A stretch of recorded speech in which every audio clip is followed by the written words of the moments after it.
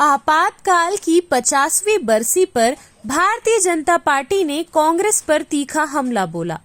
जिला भाजपा कार्यालय में आयोजित विशेष प्रेस वार्ता में सांसद संतोष पांडे ने 25 जून 1975 को लागू किए गए आपातकाल को भारतीय लोकतंत्र का सबसे काला अध्याय बताते हुए कहा कि जो कांग्रेस आज संविधान की दुहाई दे रही है, उसी ने संविधान को सबसे ज्यादा रौंदा है।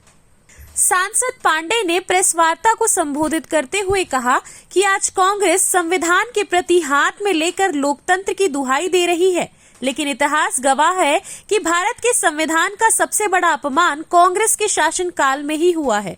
उन्होंने सीधे तौर पर इंदिरा गांधी और राजीव गांधी के कार्यकाल को निशाने पर लेते हुए कहा कि अगर संविधान को कभी सबसे ज्यादा चोट पहुंची है तो वो कांग्रेस की सरकारों के दौरान ही पहुंची है।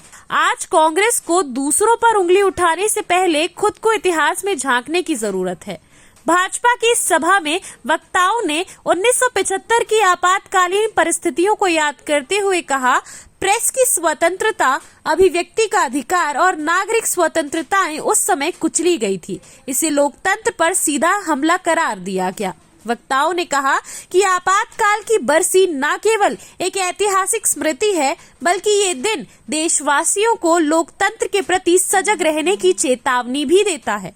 इस अवसर पर भाजपा के कई वरिष्ठ पदाधिकारी और जनप्रतिनिधि मौजूद रहे। भाजपा ने आपातकाल की 50वीं बरसी को महज इतिहास की चर्चा तक सीमित नहीं रखा, बल्कि इसे वर्तमान राजनीतिक विमर्श से जोड़ते हुए कांग्रेस पर करारा हमला किया।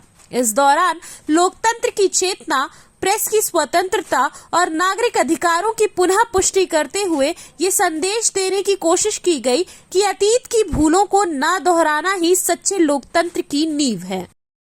कांग्रेस प्रचंड बहुमत में जीती और जब जीतते हैं तो स्वाभाविक है थोड़ा सा गुरूर भी होता है।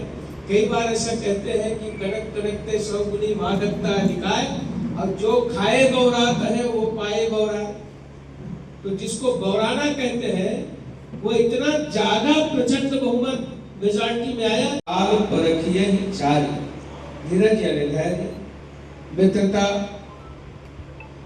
नारी कहने से ऐसा है कि सब प्रकार से जैसे समय पे परिवार में मातृशक्ति की भूमिका, ऐसा समय आया कि भगवान के साथ सीता जी भी साथ में। CCN शार्प न्यूज के लिए ब्यूरो रिपोर्ट।